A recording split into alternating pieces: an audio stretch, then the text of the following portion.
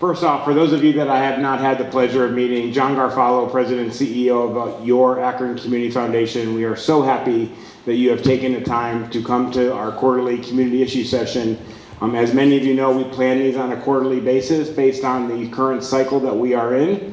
Our staff, our community investment staff, including Brian and Mariana and Chris and Christina before she left, we gave her some work to do as well, have been hard at work on your arts and culture grant applications. For those of you that are nonprofits in the room, decisions have been made. They're going to be approved by our board next Friday. So those of you who have applied to us, please make sure you keep an eye out for that email that you get from ACF during grant time.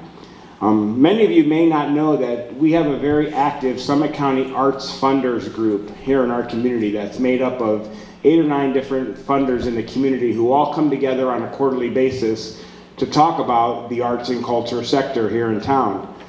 Thank you to Rob Lair and the folks at GAR Foundation who started that group, and we continue to meet on a regular basis. And it gives us some good insight as to what's really happening within the landscape of arts and culture here in our community. One thing that we do each year is we tally up all the grants that are giving out to the arts and culture sector every year. This year, that number surpassed the $8 million mark. So $8 million was invested, not just by ACF, but by Knight Foundation, GAR Foundation, Patrick and the Ohio Arts Council, on all the great funders that we partner with here in town. And that was a $2 million increase from the year before. So we know the importance of arts and culture in our community, and we're starting to see traction that the community needs to understand that it is an economic driver, and that's why we're timely in our conversation here today. Also timely is a board meeting that I had last night along with my fellow board member Howard Parr for ArtsNow. Nicole shared some statistics with us, Nicole Mullet, which was also timely for this conversation. And these are data points from residents who responded to a survey that was conducted here in our community. Residents rated the importance of arts and culture to quality of life in Summit County at 7.58 out of 10. An increase from 7.28 in 25. Only 4% of the respondents rated arts and culture as having low importance, and that was down from 11.9% the year before. Residents also connect arts and culture to key community and economic outcomes. 71% believe increased investment in arts and culture would have a major or moderate impact on community pride and well-being. 71% believe the increased investment would have a major or moderate impact on youth education, and that was up from 67%.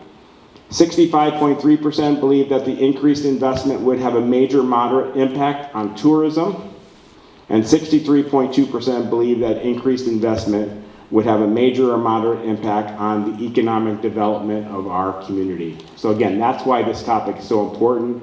We thank all of the nonprofit partners that are here today. We thank our donor advised fund holders who are here today to hear about this critical and important topic.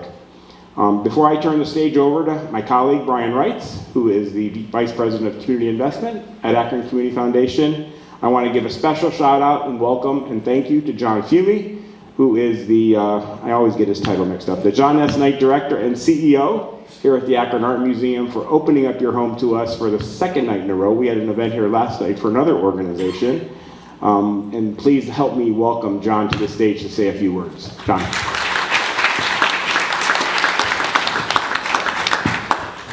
Thank you, John, and good afternoon, everyone. I'm really happy to see so many wonderful faces, supporters, other community leaders in the room this afternoon. I also want to say thank you to the Akron Community Foundation for today's partnership and for continuing to invest in arts and culture throughout our region. It's wonderful, again, to see so many supporters, artists, nonprofit leaders, and fund holders gathered together around this topic, because the conversation around arts and culture has really evolved over the years, as you just heard from John's statistics. And today, when we talk about the arts, we are not just talking about entertainment or exhibitions. We're talking about economic development, workforce retention and growth, education, tourism, public life, and community identity. From the perspective of an art museum in Akron, the arts are essential to a vibrant community. They bring people together to spark creativity, and create spaces for dialogue and connection across generations and backgrounds. The arts also strengthen Akron's economy and quality of life by attracting visitors, supporting local businesses, and helping create the kind of city where people want to live, work, and raise their families.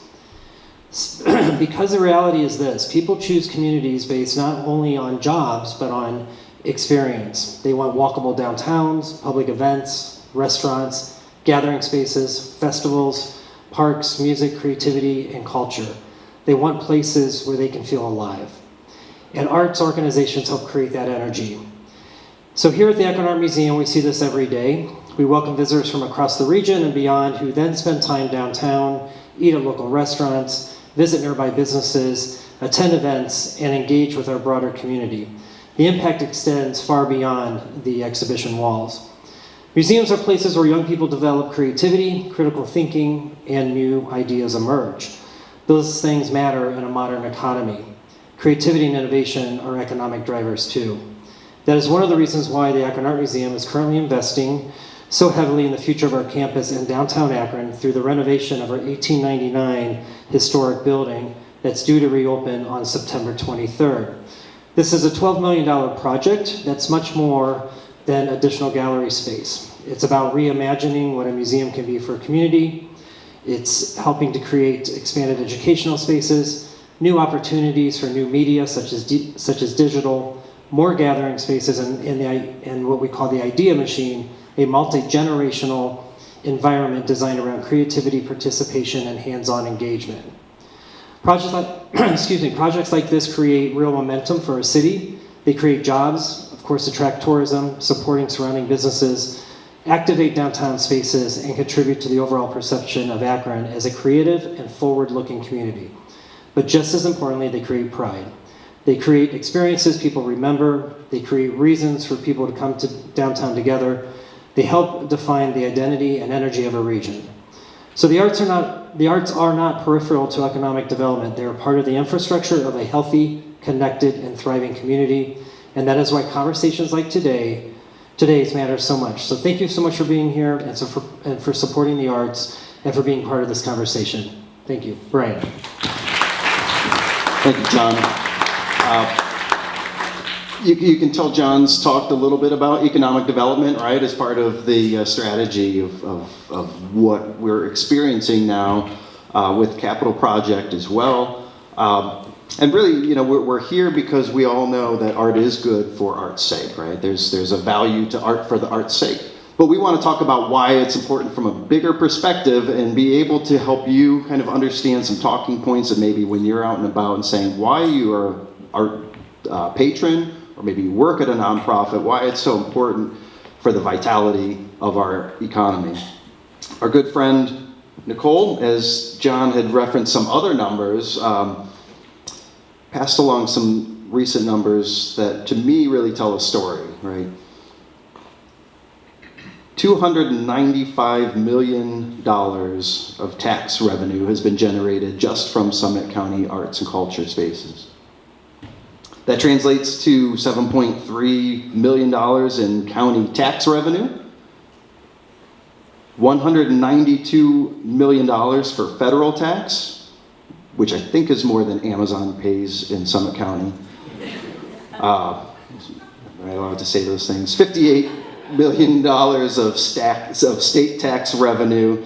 And when you start to put that together to the creative sector impact in the Akron metropolitan statistical area, we're talking $2.9 billion of annual economic impact. $2.9 billion. I'm going to call that $3 million, Nicole. We're going to round up to $3 billion and over 15,000 jobs supported just from the creative sector. Now let that sink in for a minute, right? 15,000 jobs just here in the Akron metropolitan statistic area from creatives. I'm going to turn it over to people who can talk about this a little bit better than I can, and we're going to start by just doing a quick introduction, 30 seconds maybe at the most, name, title, and maybe one sentence about what you do. So we'll start with Kimberly on the end and work our way back. Hello. Oh, it's working. Good. Hello, everybody. Great to see everybody. Thank you for the invitation to be part of this conversation. Kimberly Beckett, Downtown Akron Partnership. We are a nonprofit. We manage the Downtown Special Improvement District. Our mission is to build and promote a vibrant and valuable downtown. We do that through clean and safe programming, clean and safe ambassador program, beautification. Hopefully you've noticed the 100 hanging baskets that came to downtown last week, and we'll have over 100 planters planted next week. Collective marketing for the district, business retention, expansion, residential engagement, looking holistically at the downtown neighborhood and how we can work with our many partners, local government, property owners, business owners, philanthropy to move the downtown neighborhood forward. Thank you. I'm Brian Lamoda Genet, and I'm the chair of Akron Pride Festival, and I bring about 50,000 of my closest friends to downtown on August 22nd. I'm part of a fantastic group of all volunteers that celebrate love, hope, unity, and being exactly who you were meant to be. Rita Aggarwal, Executive Director of Proyecto RAICES. We support a growing and thriving Hispanic community in the greater Akron area. We do all kinds of programming for youth and for women. I see Nicole and others here that have really contributed to some of our programming, and I'm excited to tell you more about that. Hi everyone, my name is Natalie Grieshammer Patrick. I am Executive Director of Summit Artspace. We are an artist incubator space, and our mission is to connect local artists to the resources they need to thrive. We operate in a 55,000 square foot Art Deco building owned by Summit County, and it is just a couple blocks in that direction on the corner of Market and Summit. And I just want to say thanks for having me today. I'm very excited to be kind of representing the local artist voice in this conversation. I'm Harvey Nelson. I am listed as ACF fund holder, poet, and artist mentor. So I guess that's what I am. But I was co-founder and co-CEO of Main Street Gourmet, which got me to be able to be in this position. I'm pretty sure I'm here to try to convince people to give more money to the arts.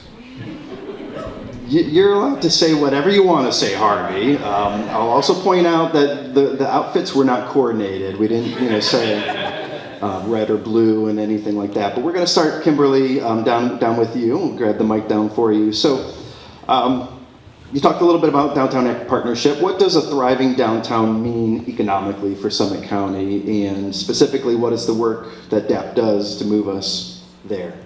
Yes, so a thriving downtown where we have people coming to work, we have people living, we have people doing all the things that they love to do, going festivals, going to our many amenities, is super important to the rest of the county. So generating that tax revenue, having that thriving space, not only for the businesses that are here, but also for the whole community for retention of talent and that quality of life that's really important. John mentioned people aren't just making decisions based on jobs, they make decisions based on the other amenities that are in the community. And so having that downtown neighborhood that can provide those amenities and drive the activity is very important. And we have many excellent anchors here in downtown, such great programming and activities that those things really are important to the rest of the community.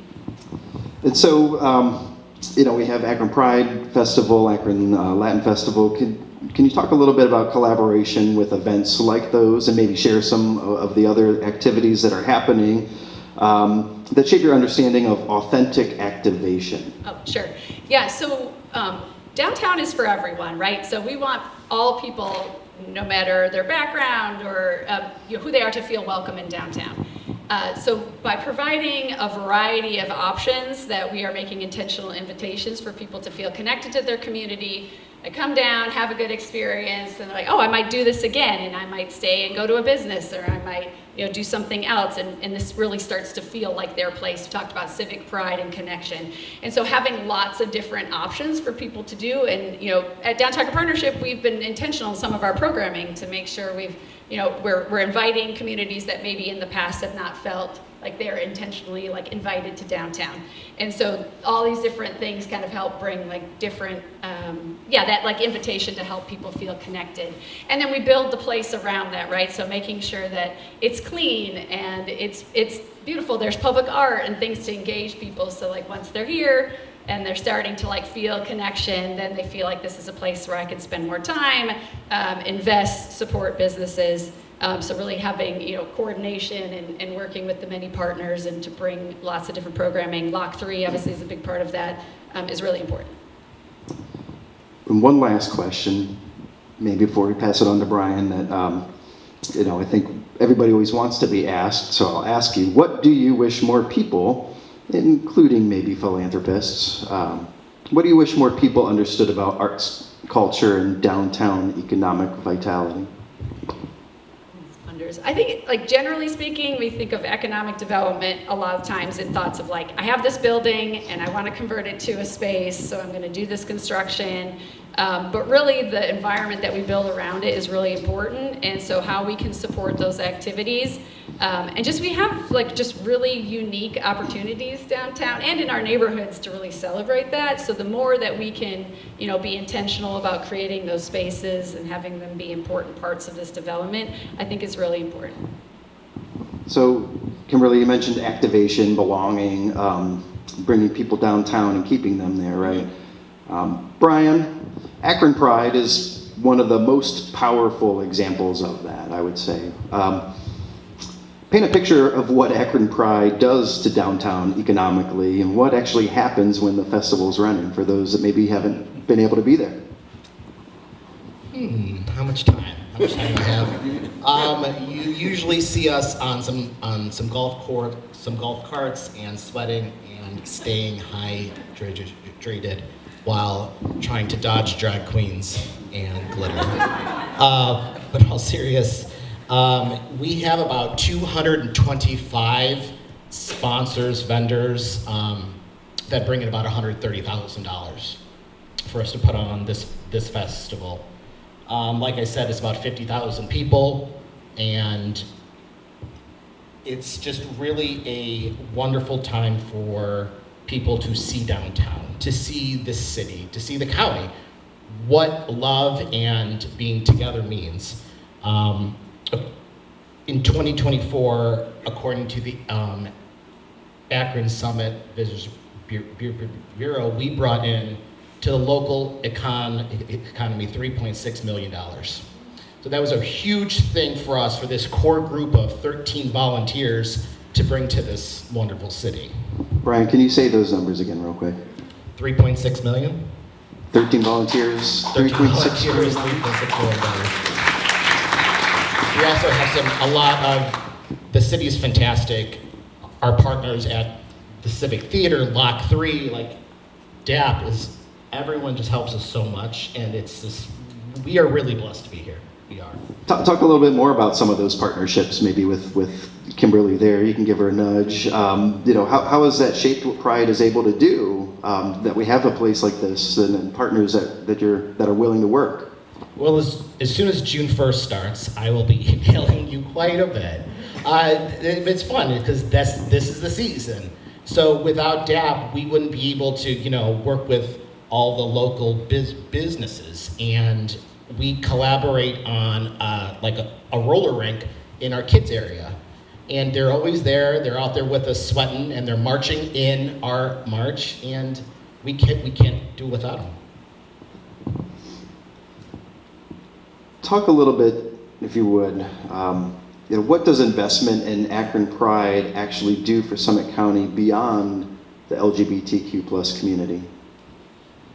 It lets people know that you belong here. So some parents may have a trans son or daughter.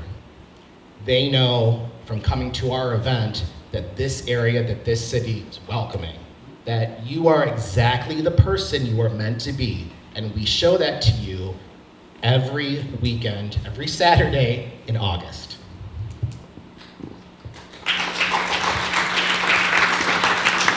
So move to Akron, move to Summit County, please. I think everybody should move to Akron, right? Yeah. Summit County's where everybody is able to belong, and kind of I'm going to move along to Rita, because that's what we're talking about, this authentic belonging, right? Talk a little bit about, you know, the economic story that's embedded with the Akron Latin Festival and the work that Proyecto RAICES does. Sure. I want to start, though, with a story about how my family, my immediate family, went to Knoxville, Tennessee, about 6 years ago on a spring break, and they have a huge Hispanic community, and they do an annual Latin festival where they just close off major parts of the city, and it's just a 3-day extravaganza. And I came back and I said, we need something like this here. And at the time, Justin Chenault over at North Akron CDC? North Akron CDC said, we can do it here. We can do it at the Peace Park. And we did it, and we had like 250 people, 300 people. It was okay. Then Justin said, you know, this needs a bigger stage and bigger audience, and you need to partner with Downtown Akron Partnership. And I just want to say, every year we start planning what is now going to be the 6th annual Latin Festival with DAP like 6 months ahead. And their marketing team, Kimberly's whole team, made it so that the first year we had 3,000 people.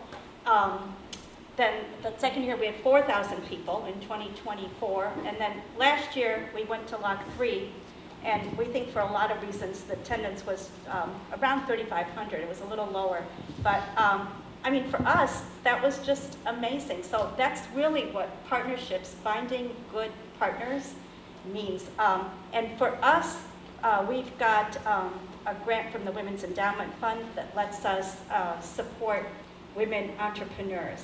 So we started out as a youth-based program, but you really need to work with the whole family. And a lot of the families are single moms that need additional income-generating activities.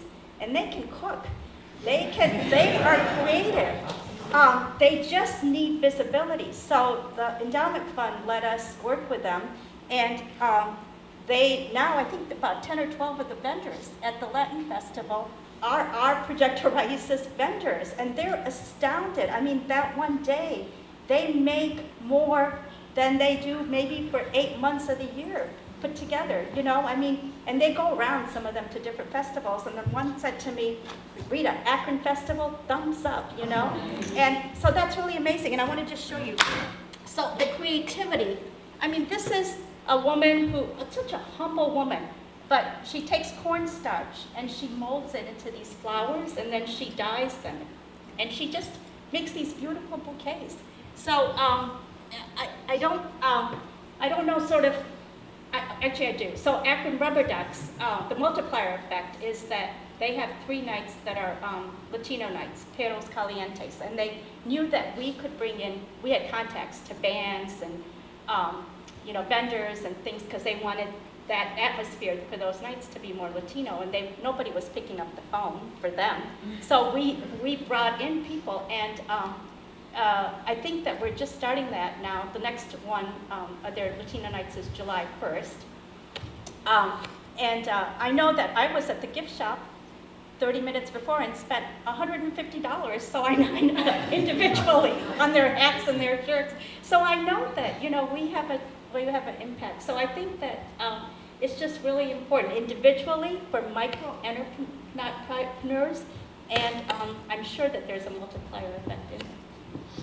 And also something that we've talked about, I think, you know, we had a previous session on the power of arts and healing, right? And so you do a little bit of that with Proyecto, with mental health work. Can you talk about that? Yes, and that's why I'm so happy that Nicole's here, because she really helped us work on that. I mean, Yoli Miller, who's I think known to some people in the community, just a wonderful artist. We got a grant, we got some funding from ArtsNow, and Yoli brought in to work with our kids, poets and writers and photographers and musicians. We got to go to a field trip at Summit Artspace, and it was just amazing. And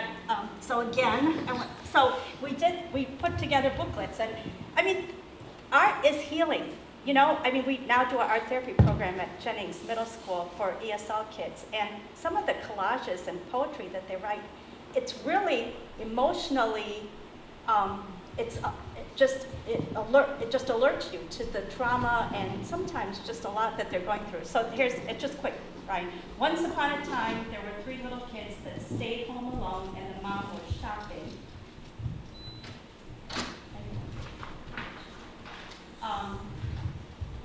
But there were some bad people who wanted to take the kids, but the kids were smart and they asked what was the password. And then they have these little stick figures. I mean, it's healing. And you need that, because if you don't have people that are healed, then you can't have them contribute in ways that are economically beneficial. So what would you want, ask Kimberly, Brandon skipped you, I should have asked you, what would you want philanthropy? What do you want people to know and to understand about what investing in Hispanic cultural programming does for Summit County? Well, I mean, if you look around, I mean, Akron has the most Hispanic people in all of Summit County, and yet they're still not in spaces that they need to be. And so I think that we still need to work on civic engagement, helping them feel comfortable in spaces that we're all comfortable in, but they're not comfortable in. Look around you. Do you see any Hispanics in this audience today? I don't. Proyecto RAICES can help with that. But we do need more resources because what Summit County has is a lot of good organizations, like we have Bounce and we have Akron Urban League, and we have all kinds of people that'll help us get entrepreneurs and even youth to exposed to different opportunities. But the bandwidth that it takes to get a vulnerable group of clients through that door is just mind-boggling. You don't just send an email and then say, "Oh, come over," and then they'll be over. So I guess I would say, look around you every time that you're in places, public places, and say, who's missing, and why are they missing, and what can we do to make them feel more comfortable at home? And the Latin Festival, I think, really does that, so I think that that's a really, really good start. Thank you, Rita. You already started to hit on it a little bit, the entrepreneurial side. So I'm going to turn to Natalie, because we've heard about the economic energy that pours into downtown when communities show up for each other, right? But behind every festival and every mural performance is a working artist trying to sustain a creative life. Tell us about what Summit Artspace exists to do for those people and who you serve and what that support looks like. Yeah, so again, we serve local artists, and we define local as artists working in Summit and contiguous counties. And these are artists, not just visual artists, but we serve, musicians and all kinds of performing artists as well. And these are artists working at all points of their careers and of all abilities. So it's really kind of a huge, vision for who we are looking to impact with our programs. We serve several hundred artists every year and about 10,000 members of the community through our public programs and special events and our public hours. And so we serve artists, again, because we think of what we do as kind of an artist incubator. And so really everything that we do is focused around how do we bolster the professional development of local artists. And so when we think about what we're doing, it's always through that lens. And so one of the best ways I mentioned our 55,000 square foot building. It's all completely dedicated to serving local artists, and that's through affordable studio space. We charge $10 a square foot, which is, as you know, much less than typical commercial rates, and that is thanks to the incredible leadership and partnership that we have with Summit County. And so we are able to deeply discount that rate so that artists have space to create their art, they have space to interface with the community and be discovered. We also have 5 galleries throughout the building, and those are all artist-centered. They're intentionally programmed to ensure that artists at all points of their careers have an opportunity and a space for them to be able to show their work. And we're actively, removing barriers for exhibiting artists as well. We've removed a lot of our entry fees. If we have funding, intentionally pay artists for putting artwork on the walls, which is completely flipping the exposure model and the pay-to-play model that a lot of organizations have. In addition to everything that's in the building, we also have professional development programs. We call them artist care programs because they're kind of wraparound. It's not just, a big part of it is how you operate as a business. Artists are solo entrepreneurs, so how do you gain access to funding? How do you market yourself? How do you, structure your finances? But it's also, what is your mental health like? How can we support that? So it's really looking at, what are all the different facets of being an artist, and how do we model that through other peer artists that are working in the community. So there's a lot of unique challenges and also opportunities as an artist, and that might be different from traditional entrepreneurs. So we're always trying to think about bringing in an established local artist to help model those things for up and coming artists. We also plan public events, and that's really just to connect the local community with artists. There's a ton of national research that building an audience is one of the most pressing needs for artists, and so yes, we are serving the community. We want the community to be enriched by all of the amazing things that local artists have to offer, but it's also about serving the local artists because they can't operate without that access to people coming and supporting them, sharing on social media, purchasing their artwork, and showing up. And we'll be talking about fiscal sponsorship too. That's become a core program. Yeah, and before we get there, John talked a little bit about the capital project here at the Art Museum. Do you want to mention a little bit about what capital project you just completed? Thank you. Yes. So Summit County generously funded nearly $1 million of renovations throughout our building. It is almost 100 years old, so there was lots of things that needed done throughout the entire building, but most of it was very programmatic focused as much as we could, and it was, we looked at updating storefronts, HVAC. Some of those things don't sound programmatic, but when you have artists working out of your space, it is absolutely very programmatic. But we also updated a lot of our gallery spaces, refinished them, there's new lighting, so also updated wayfinding, so things are a lot more clear for audience members when they come, and yeah, it was wonderful. We just opened in March, so if you have not come to see it, please do, and I'd love to show you around. Reach out. So we talked, you mentioned fiscal sponsorship. We did want you to talk a little bit about that. Can you explain what a fiscal sponsorship means and give us a sense of the scope of what it represents for the local creative economy to have fiscal sponsorships? Yes, I casually call it a loophole. I'm not sure if that's something that like a funder wants to hear really, but it's not. It's really, so because funders like Akron Community Foundation and other, I'm looking at Nicole, ArtsNow, they are required by law to give their funds to a 501c3, and there are artists working in the community, individuals who are, meeting some of the community goals that our local funders have, and so we as a 501c3 are able to receive those funds on behalf of the artists and then pay them out for that work that they are doing that meets the grant requirements. And so that has had an incredible impact, and I just want to shout out to Heather Meeker, who was able to set all that up before I was in this role, so thank you. But we have served several artists. It's really been, fleshed out as a program over the past couple years. So we've served 20 individual artists, but we're really looking for that to grow. And a lot of those artists have come from the Arts Forward grant. So thank you, Nicole, for connecting us with those artists. But what it means is, our local artists, many of them need multiple different income revenue streams to make up their career as an artist. So that might look like a mix of things, right? So it might be selling artwork as a vendor or in galleries. It might be doing educational work. It might be doing public art.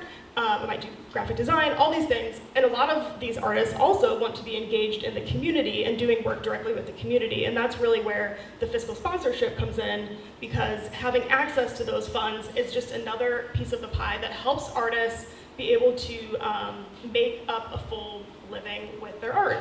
And as a fiscal sponsor, it's great to be able to support artists because, as you know, operating a nonprofit there's a huge amount of work that goes into operating one, and so artists have access to those funds without having to worry about all of the red tape of being a nonprofit. We take on that legal and kind of financial responsibility to ensure that those aspects of the 501c3 aspect are taken care of, and artists can just make their artwork, right? And so it's an incredible way for artists to be able to invest in what they're doing in the community. So as I'm getting ready to ask this, I realize you probably gave you the hardest question, right? So what is the missing piece in truly sustaining artists as economic contributors in Akron? Easy answer.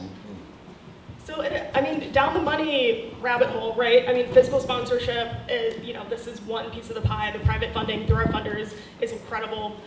It would also be incredible to have some type of public funding for the arts. And there's incredible models for this. We can look to our neighbors in Cuyahoga County, Stark County. We can also look to international examples. So we have Ireland. They recently just enacted into law a universal basic income for artists, and they did a multi-year study and the impact of this, and the economic impact is absolutely incredible. And that's why they decided to make it permanently into law. And so I would love to see some type of public funding for artists.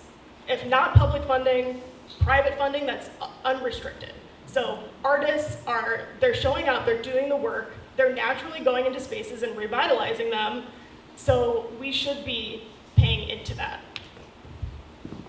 Thank you. I think that's about as good of an answer as I could come up with, and probably better. That's why I asked you, not me. So we're going to transition you, Harvey. Before today, you've been someone we described as a fund holder and artist mentor, right? But you're also a poet, a Pekakucha performer, and the owner of what might be Akron's largest garage art gallery. You've been living inside this creative ecosystem in more ways than one. How has your own creative life helped shape how you think about supporting and giving to the arts? Interesting question. And I've been thinking about, I think it's more, I think the art, I always gave back. I always thought it was really important. We were really lucky. You got to give back, and I love this community, so it's always important to give back. So, and I had done a lot of different things, and it turns out, now I was older, and plus I retired, and I went to Karen. We still can't figure out how this happened, and Karen Herdelecki at the Akron Community Foundation, for all you people who have donor advised funds. And I said, she had to put together, what are your interests? What do you like to do? What do you want to?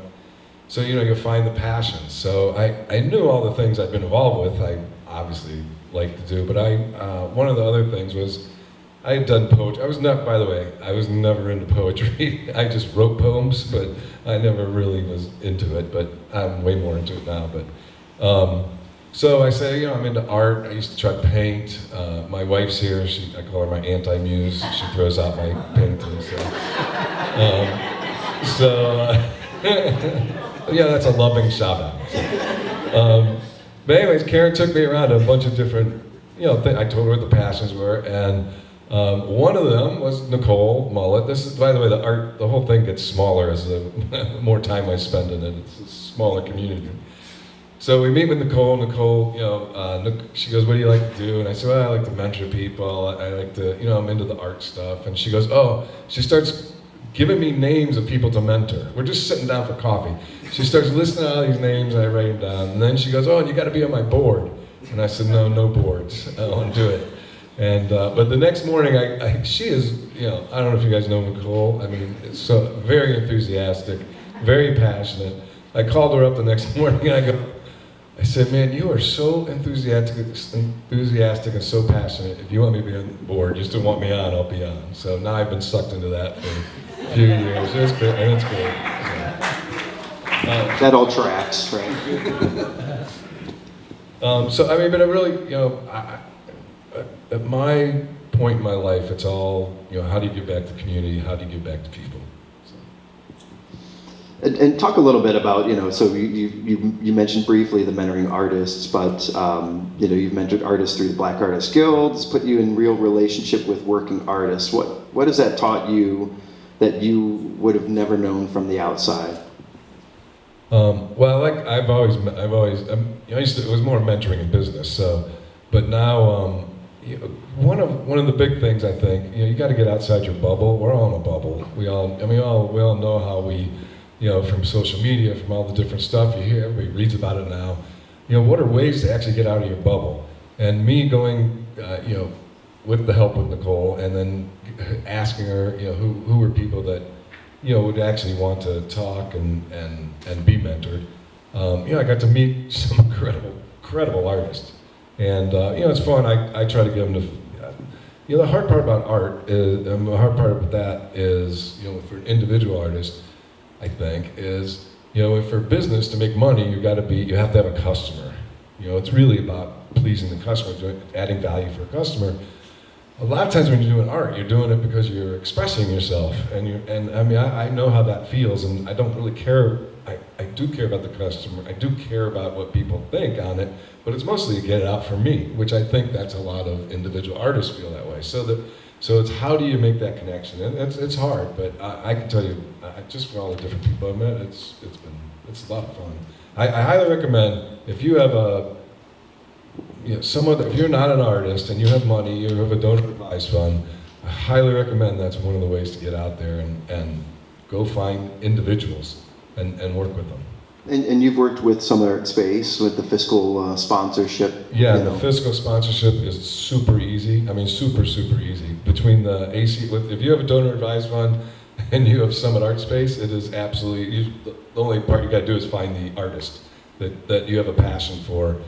They make it literally, it's one email. I mean, it's really simple. So the harder part is going out and finding someone. So we did task you with talking a little bit about philanthropy, right? You know, for a fellow fund holder in this room who's maybe never thought of themselves as connected to the arts, what would you say to them about why this belongs as part of their giving? Well, I think people should give to what they're passionate about. And if you think about it, there's probably, you know, when we talk about the arts, you know, it's not just painting, you know, there's music, there's, you know, there's, you know, you could be building statues, you could be writing books, you could be putting on festivals as an art. I mean, there's a lot of things when you think about the art. So I would tell an individual that has a donor advised fund that what is your passion? I'd go talk to Karen. It's really good. She'll really help you. You know, find out what the passions are, and then when you see that, there's ways to do this. I can tell you, like working with the artist, a little money goes a long way. I mean, you know, what artists thinks a lot of money is not a lot of money. So you can give a little bit of money, and it really helps them. And then and I watch it how it helps the community, because a lot of the artists are all connected. So. Well, and I'll also add all of our nonprofit friends in the room know that a little bit of money means a lot of money, right? Yeah.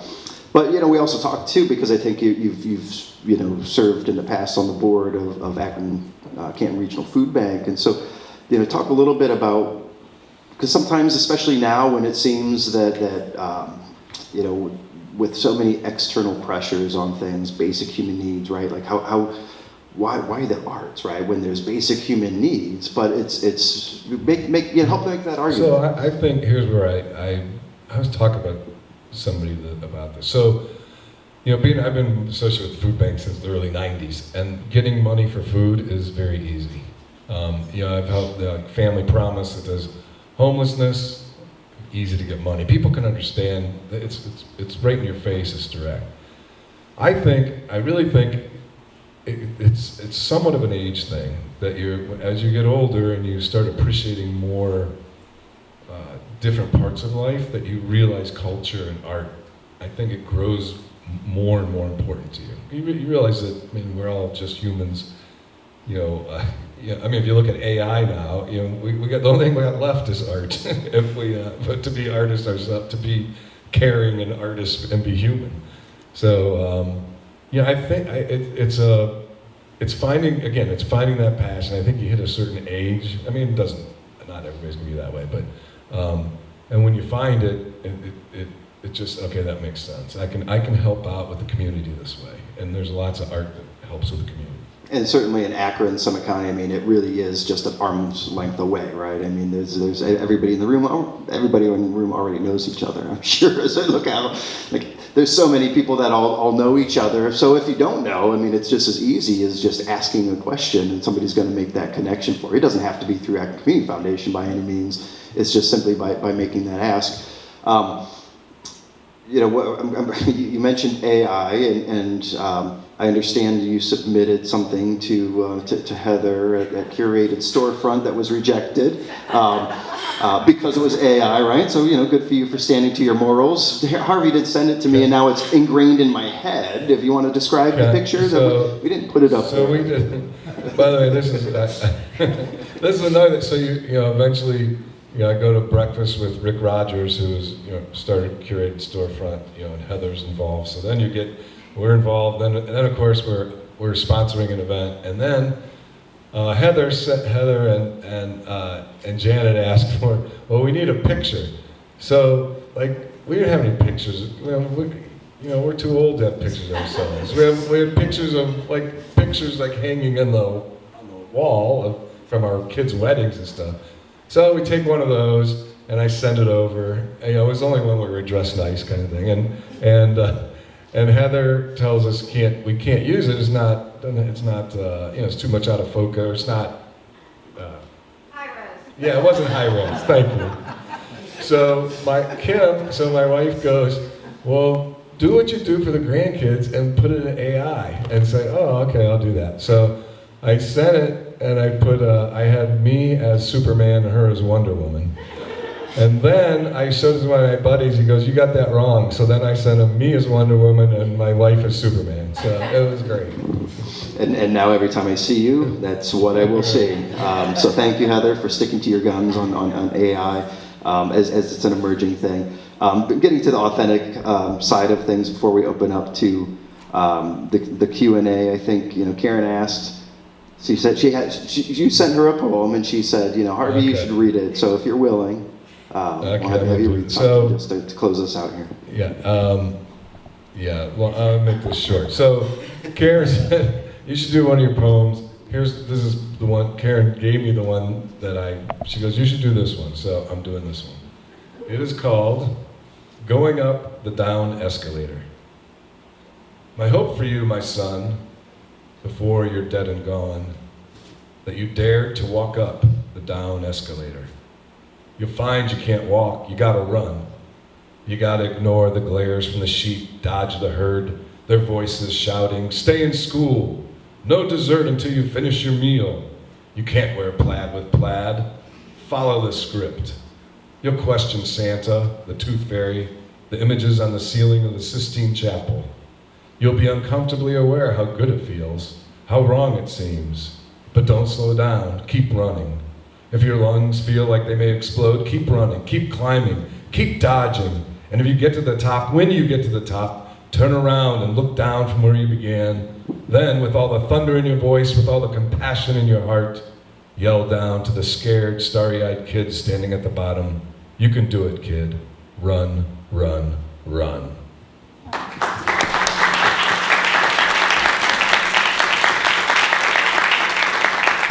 So we have about 10 minutes for some Q&A. I'm going to ask that you make it one question, not a comment, followed by a question, or multiple questions into one.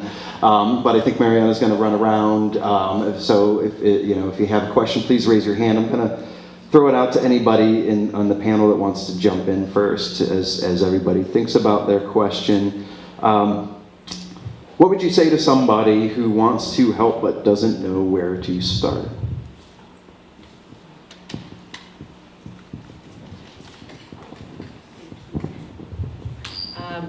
I'll just jump in and say, show up, attend an event, visit Summit Artspace, come to the art museum, do things in your community, and that will go a long way to get that experience. You know, bring someone along with you, try something new. Downtown Akron Partnership, our marketing and communications team is excellent. If you need a guide or you need like recommendations on like what to do after, we're here for that. But just try something, particularly this summer, we have an excellent lineup of lots of different activities throughout downtown.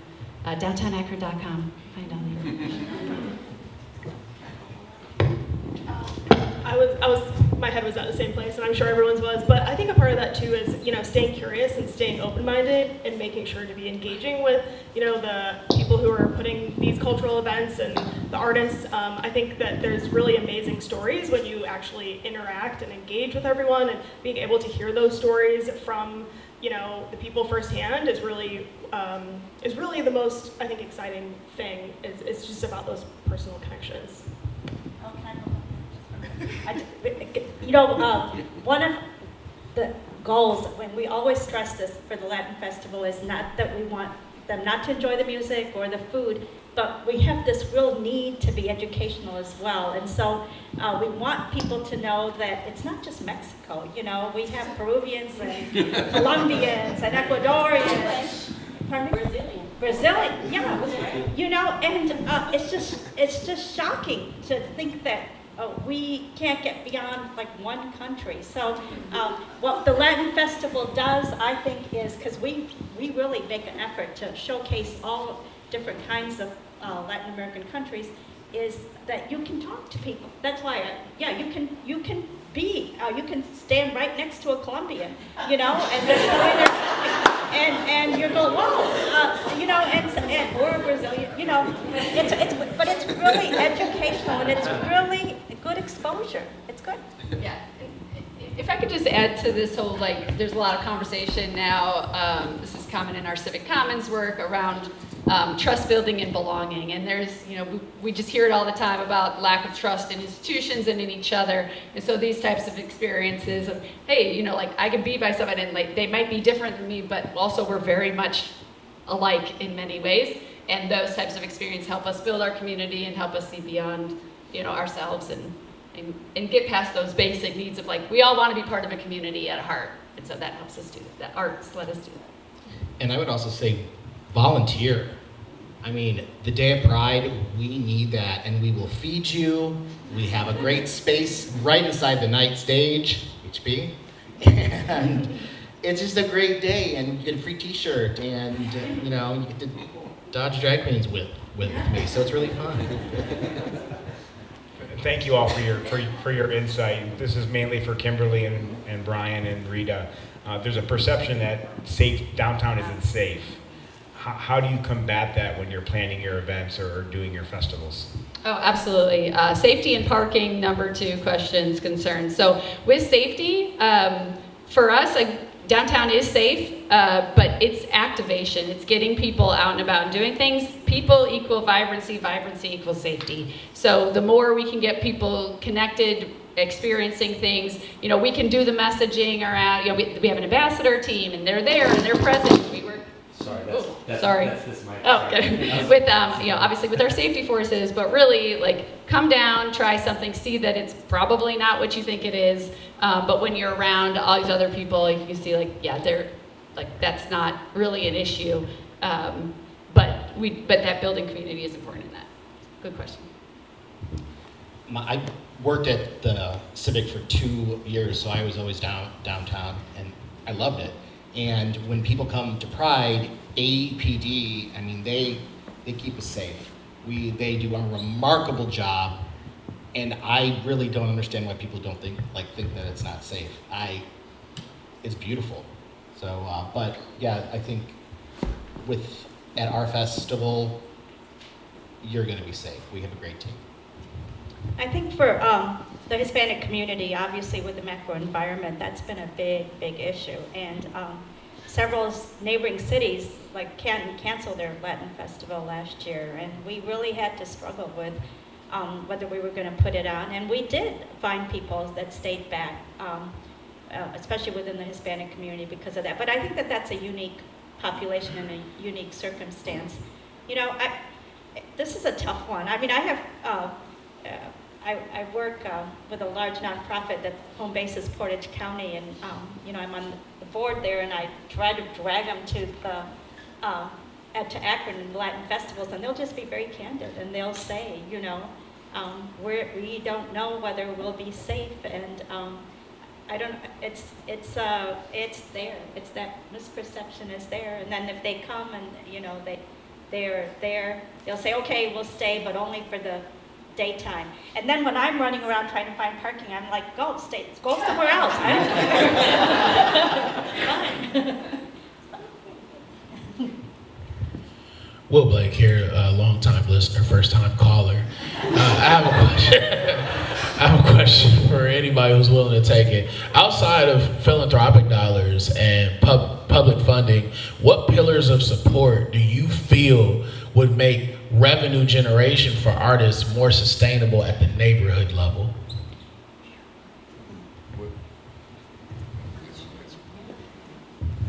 What do you mean at the neighborhood level? Not just downtown, like how do we add the vibrancy that we're starting to see take place in motion, we're starting to see build in downtown, and have that ooze out into the rest of our neighborhoods here in Akron and Summit County as a whole? I would say start a committee. Just start a group of friends, of neighbors. I mean, look at Porch Rocker. It was a group of neighbors, and they started, and now it's a huge event, and it's so fun. So I would say just gather a group of people, just like Pride did, and start, and let's go to a park and eat some food truck food. Yeah, and if you look at what's unique about a neighborhood. So if everybody had, Porch Rocker, they made that unique. If you have something that's unique, people support it. Obviously, it gets supported if it's done well.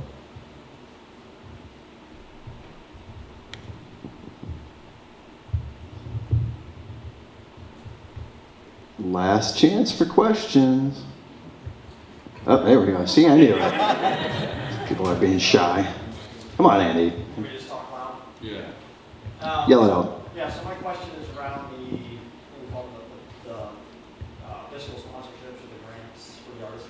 Can you explain a little bit more how that works and what the artist has to do to maybe qualify for that, or maybe some examples of how artists have benefited from those sponsorships, like actual something that someone did and received those grants?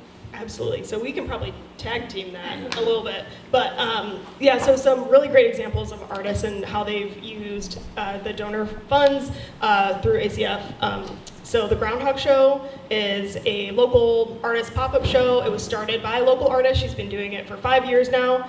And it's all about, being able to show local artists. It has a very big LGBTQ focus now. But she is essentially a one-woman show, and she needs access to funding to be able to do what she does. And so she has received I think several funds from ACF to help do what she does, and does her own fundraising in the community as well to be able to do what she does.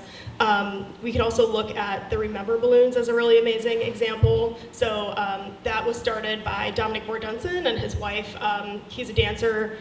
She's helping to produce it. And then Theron Brown wrote all the music for it. And that is a nationally touring dance production that is based on a children's book by the same name. And it's all about Alzheimer's. And so they have done an incredible job of fundraising to be able to take that show on a national level. And they've reached 20,000 audience members. And they're one of our biggest sponsors because they've just been going gangbusters on their fundraising.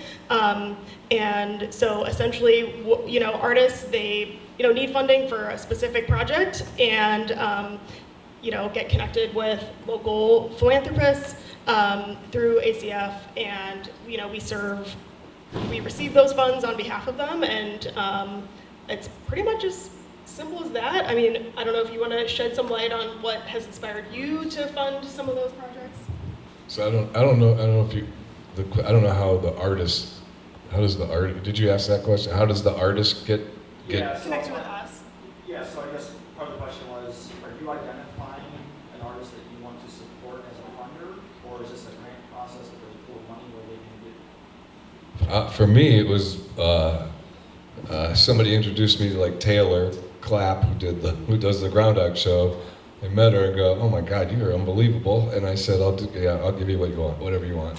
So she's unbelievable. I mean, she was doing this all by herself. And I don't know if you guys have gone to this. I've seen it grow over the last like 3 years. This year, it was incredible. She did this by herself. But and then like Dominic, I smoked a cigar with Dominic and I gave him money. So it's good. But it's that, I mean, it's really that, that's how mine have all been meeting individuals, and then I can just do it through the Summit Artspace. So, but I don't know how the artists actually, do they have to do anything to? Yeah, we have an agreement that just goes through the essentials of operating the fiscal sponsorship. There's certain things they can or can't do, and we take on certain responsibilities as the 501c3. We do take 6% and charge a small amount for the fiscal platform that we use for them to actually be able to manage the funds and everything. So we hold the funds. When they need the funds, we look at it and approve it and make sure that it's for the reason that is for the grant, and then they get money. As this comes up, so as you think about that, there's this whole system in place for that individual artist. So the question is, how do we as a community find ways to do this, all this, the administrative business to help artists? I mean, I always tell people, like when we sold our business, we didn't know how to sell it, but we knew how to run a business. We didn't know how to sell a business. There's people who know how to do that. So you're an artist, you know how to, you're doing art, you're creating art. Doesn't mean you know how to go market the art. An artist can't be it. I mean, some can, the ones that make it can do everything, but they all can't do everything. And how do we create, I don't have a solution for this, but I'm giving this to Nicole to do. But how do you create a infrastructure so that it's something like this, but it's even a little bit broader, so artists have a better chance? The Akron Community Foundation, when we have somebody like a Dominic or somebody who's coming in with that fiscal sponsorship, we do through our grant making, we offer what we call co-investment. So those applications that come to us, we make available to donor advised fund holders and ask them, to consider co-investing with us and maybe fill gaps that our board might not be able to fully fund the request, or also just really truly reach out, right? If they want to know more about an artist, more about an organization, it's part of the natural process that we do. And when we get a lot of individuals, artists who are reaching out to us, we pass them along, because we cannot make grants to individuals, but we want them to be able to consider different avenues, because nonprofit status is not often the correct answer for many of the people who just have a project idea and want to see that through. And sometimes fiscal sponsorship isn't the right answer for them also, but being able to have a multitude of resources in our community is one of the greatest things, because we don't want to send everybody to Nicole or everybody to Natalie. We want to build a network, right, where we're lifting each other up and offering support and connections to the community. I'm Patty. I'm with the University of Akron now, and I just wonder, I haven't heard anybody speak to utilizing any of the art students at the University of Akron. Is there already that partnership built with the art students there?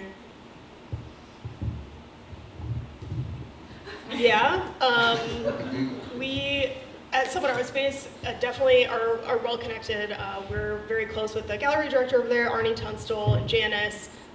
We actually, when our building was closed for renovations, we hosted our annual Mix and Meet event at Myers. And so that was a really great way to have established artists and network opportunities and other professional development opportunities there with the students. We have shown artwork by students. We've been sometimes like the first solo show opportunity for local artists. I'd love to see that grow. I think there's always more opportunity to do more with students, but we certainly keep tabs on what we have going on and are always open to ways to grow and enhance that. We do have an emerging artist residency studio in our building, and that has primarily helped recent grads from the University of Akron and Kent State. It's not a super fleshed out program, but we've served, I think, 20 artists since 2020. So recent grads who have no space, they have access to a shared studio space at Summit Artspace for free for up to 2 years. And so that's been an incredible jumping off point for a lot of recent grads. They use that opportunity to build their portfolios so they can go to really incredible grad schools. We've had people go to, Yale and Cranbrook and like the best of the best schools through that. Kimberly? Yeah, this isn't like specifically to the art school, but thank you for bringing up the University of Akron as an essential piece of downtown and as a partner. So any ways that we can continue to make those connections. I mean, obviously the Polsky building renovation is important to downtown revitalization, but any ways, we have various ways that we try to engage the university through programming and other activities. But yes, thank you for noting that they are an incredible piece of our puzzle and they're essential to the success, for me, it's the success of downtown, but the success of our city and our communities.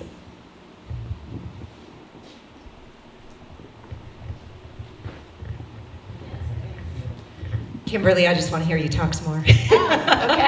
I just want to call out the Wall Street Journal article that just came out because everybody here in Akron, we're all buzzing about that because it's so wonderful to have a national spotlight on what we're doing. Can you talk about how, in the article it talks about the maybe reemergence of Rust Belt cities and how people might start coming back downtown and how arts and culture is a part of that story? Yeah, absolutely.